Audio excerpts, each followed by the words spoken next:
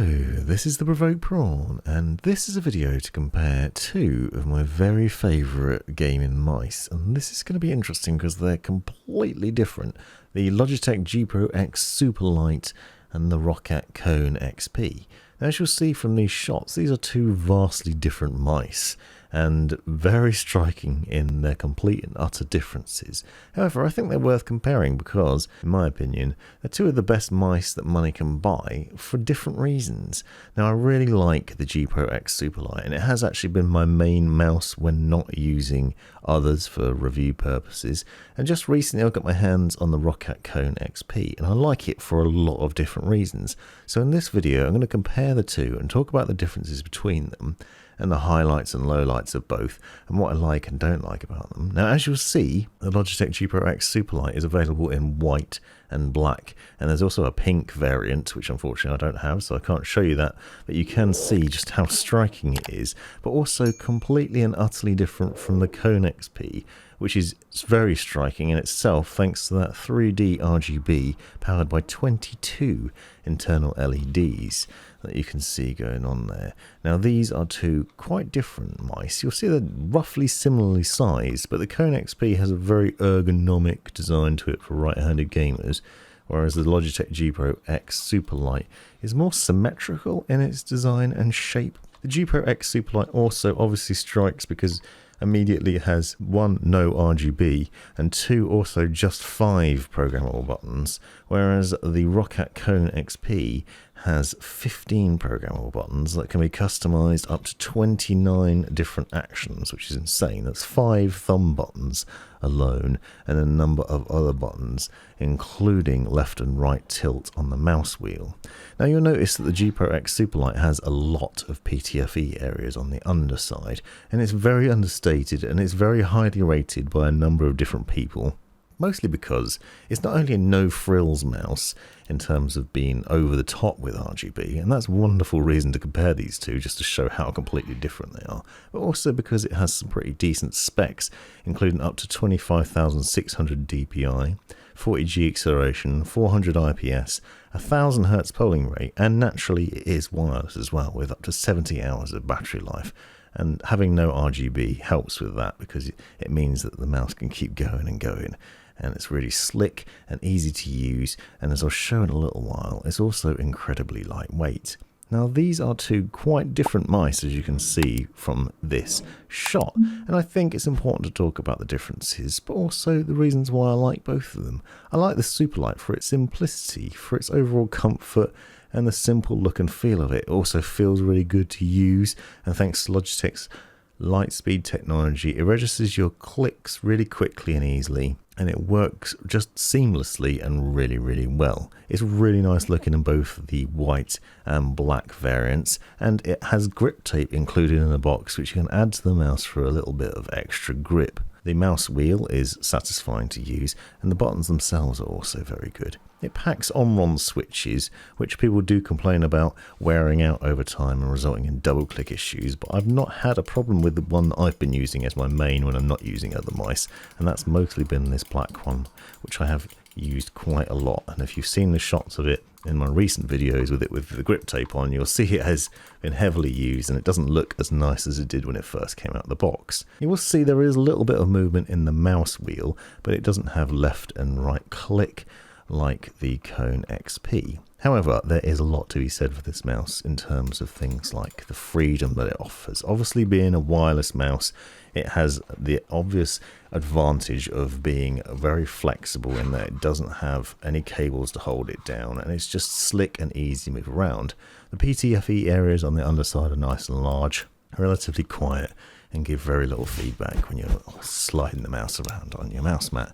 You can also remove the little plate on the underside with the Logitech G logo on it and swap it out with another one that's included, which has even more PTFE areas on it. Now you can also purchase additional things for this mouse. It's a very popular mouse, so you can easily get some extra glides for it. There are some glass ones that are available, and I'm contemplating buying those just to test it out, and you can swap them out with a number of other ones.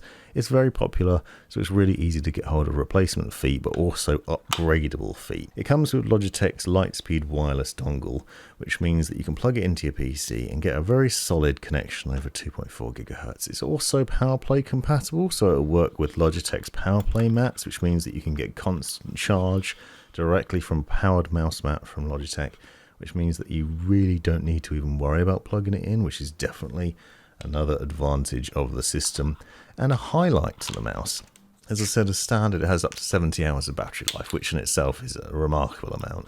It is unfortunately powered up by a micro USB cable, which I know will upset a few people, but it is a nicely designed one and it's easy to plug in when you need to. The fact it doesn't have any RGB lighting also means it doesn't drain the battery unnecessarily, and if you're after a mouse that's really understated and yet comfortable to use and a lot of fun to game with, very accurate, and gives some nice tactile feedback when you're using it, and actuates as it should every time, then the Superlight is definitely a good choice.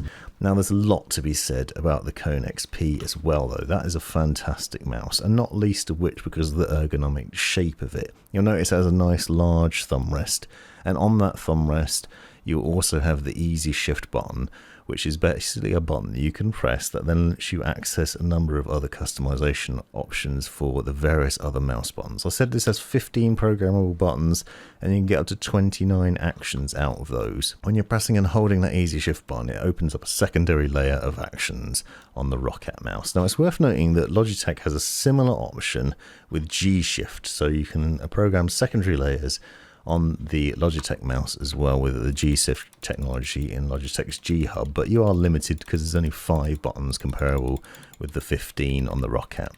The Roccat mouse also has left and right tilt on the mouse wheel, and as you can see you have buttons to adjust the DPI next to the main left button, and a multitude of thumb buttons that are easily accessible on the side as well.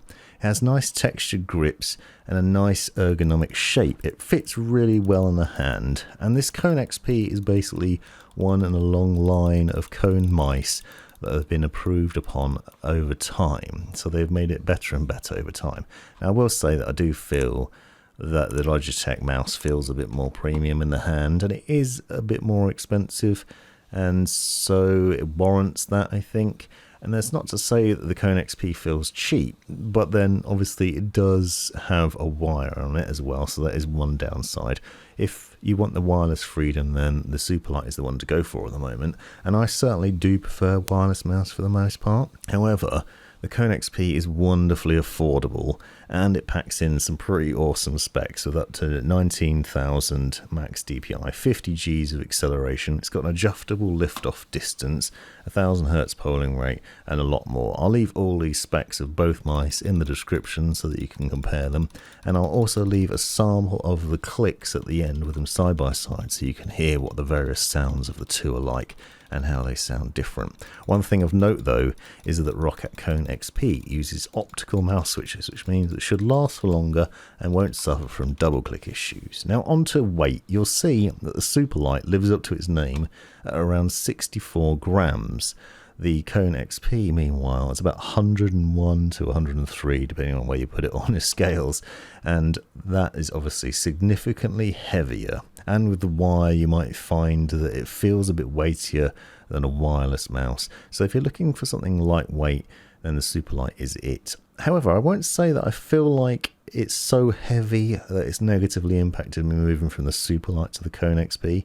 I feel like it's good enough design that it's not obnoxiously heavy, and it's a comfortable mouse to use, and it's resulted in this mouse being one of my favourites for a number of different reasons. First off, that RGB lighting is fantastic. Secondly, I really like the ergonomics of it because of the way it fits in your hand and the comfort of it offered by the thumb rest, and also the shape overall, the access to the multitude of buttons, and also that easy shift technology. Being able to program in a secondary layer gives you the option to do all sorts of things with macros and just extra buttons. If you're into MMOs, or you just like to have loads and loads loads of buttons to be able to program for use in FPS or whatever games you're playing, then the Kone XP gives you a lot more flexibility in that area. It's also surprisingly good for the money in a number of different ways. It's really easy on the eye, and it's easy to use for both gaming and working purposes. I've been using this all day and night for quite some time now, and I've been thoroughly enjoying it, and it's a great mouse to use.